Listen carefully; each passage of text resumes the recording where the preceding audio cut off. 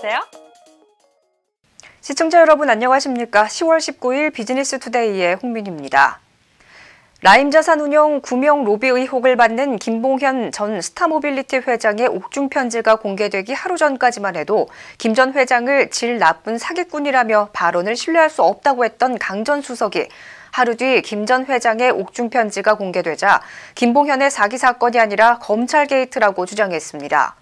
강 전 수석은 지난 15일 한 라디오 방송에 나와 이 사기 범죄인 김봉현 씨가 권력 투쟁의 선봉장이 돼 있다. 지금 이상하게 돼 있다며 제가 볼 때는 질이 아주 나쁜 사기꾼 느낌이 든다고 말했습니다.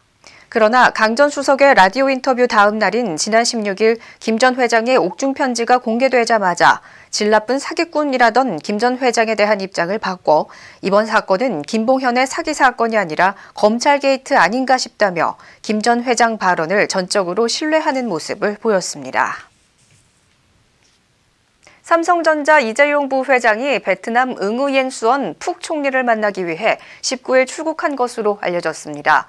18일 재계에 따르면 이 부회장은 19일 베트남으로 출국해 20일 응우옌 수원 푹 총리와 단독 면담을 갖고 현지 투자 등에 대해 논의할 예정입니다.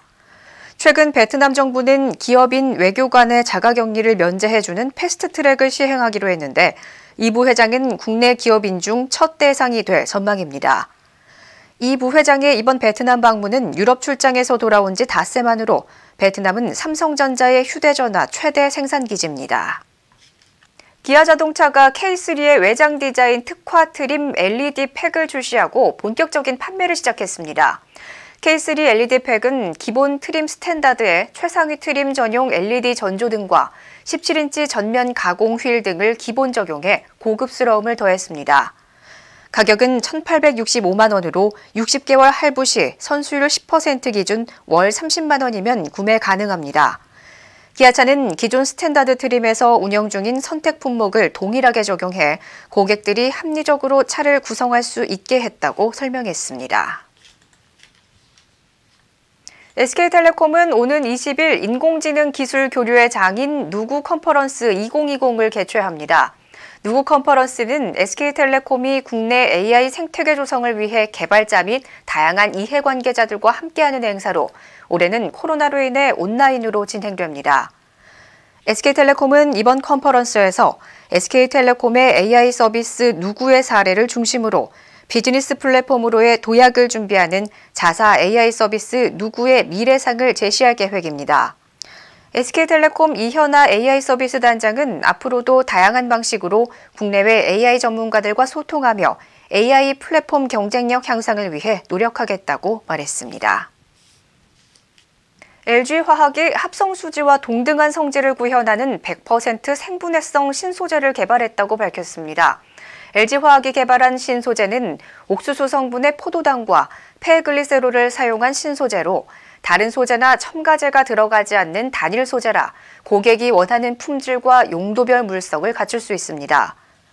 특히 소재의 핵심 요소인 유연성이 기존 생분해성 제품보다 최대 20배 이상 개선됐습니다.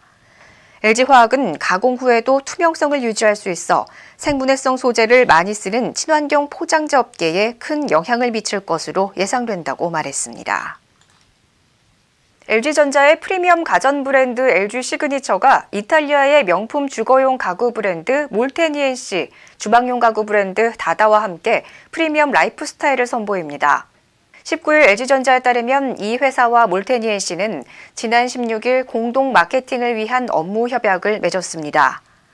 이번 업무 협약에 따라 올해부터 3년간 프리미엄 브랜드를 대상으로 마케팅과 전시, 프로모션, 제품 개발 분야에서 협력할 계획입니다. LG전자 관계자는 첨단 기술과 절제된 현대미학이 어우러져 고급스러운 생활 공간과 보다 세련된 라이프 스타일을 선보이는 데 집중할 것이라고 말했습니다.